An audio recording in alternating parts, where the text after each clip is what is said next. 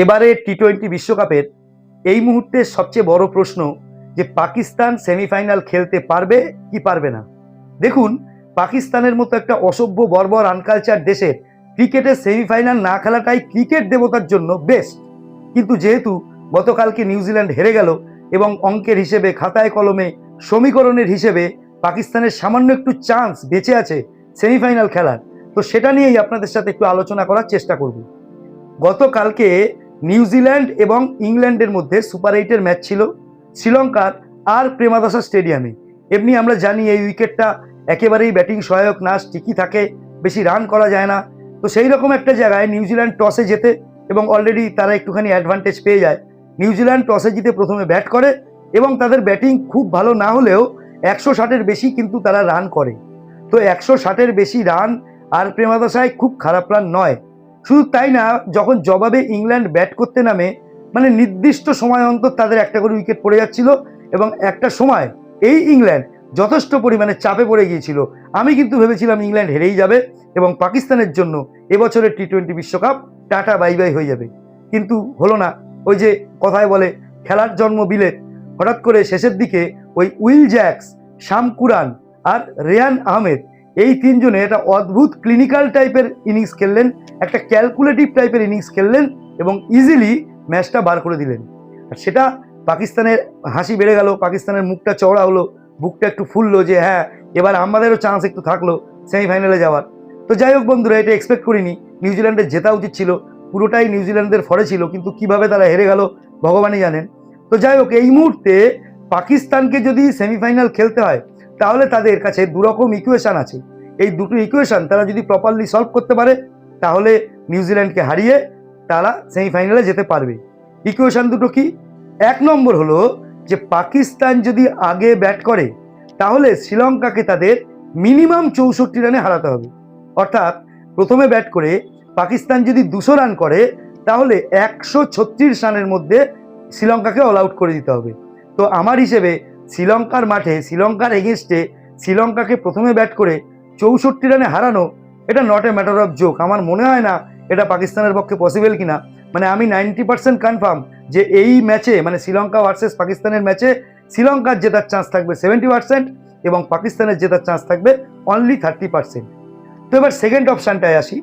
Second option হচ্ছে যদি পাকিস্তান পরে ব্যাট করে। যদি পাকিস্তান পরে ব্যাট করে তাহলে শ্রীলঙ্কা যত রানই করুক না কেন পাকিস্তানকে সেটা করতে হবে 13.2 ওভারের মধ্যে, মানে 13.2 ওভারের মধ্যে পাকিস্তানকে জিতে যেতে হবে, চেস করতে হবে। এই দুটো অপশান মানে 64 রানে জেতা এবং 13.2 ওভারে রান চেসিং, এই দুটোর মধ্যে যে কোনো একটা পাকিস্তানকে করতে হবে। যদি করতে পারে তবেই তারা নিউজিল্যান্ডকে হারিয়ে বা নিউজিল্যান্ডকে বিট করে সেমিফাইনালে যেতে পারবে।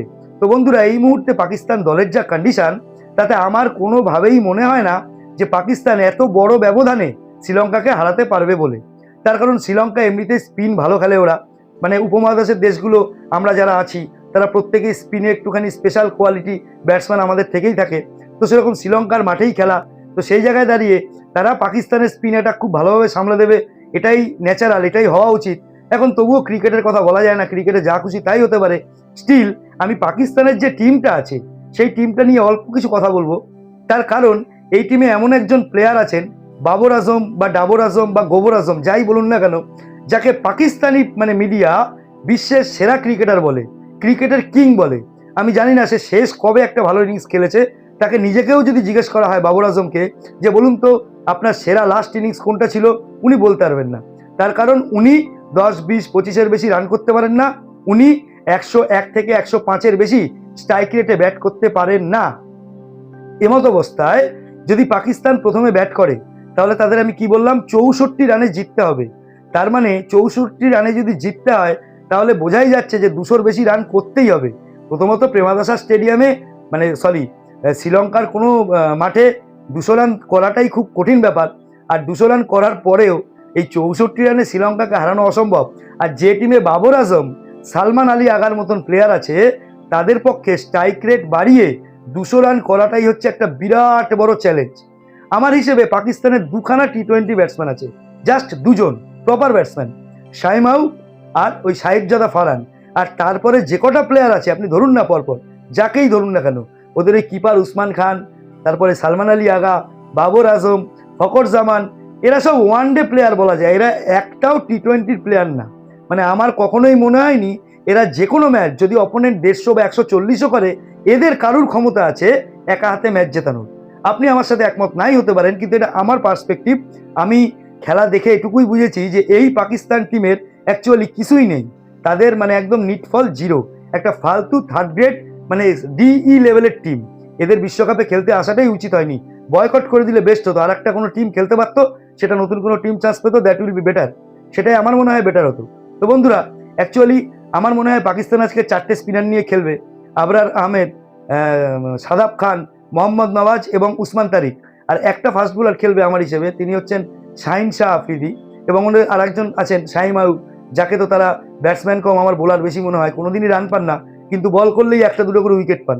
তো সে শাহিম আয়ুব বোধহয় 3-4 ওভার হাত ঘোরাবে। তো সেই হিসেবে শ্রীলঙ্কার এগেইনস্টে আজকে প্রায় 5টা স্পিনার নিয়ে মানে পাকিস্তান খেলতে পারে।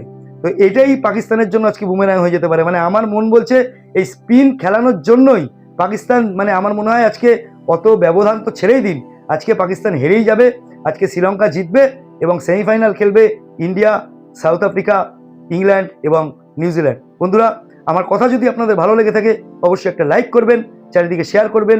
এই পাকিস্তান ক্রিকেট সম্বন্ধে আপনার যদি নতুন নতুন কোনো গালি জানা থাকে অবশ্যই কমেন্ট বক্সে জানাবেন, আর আমার চ্যানেল সাবস্ক্রাইব করে অবশ্যই আমার পাশে থাকবেন। সবাই ভালো থাকবেন, আবার দেখা হচ্ছে পরের ভিডিওতে। টাটা।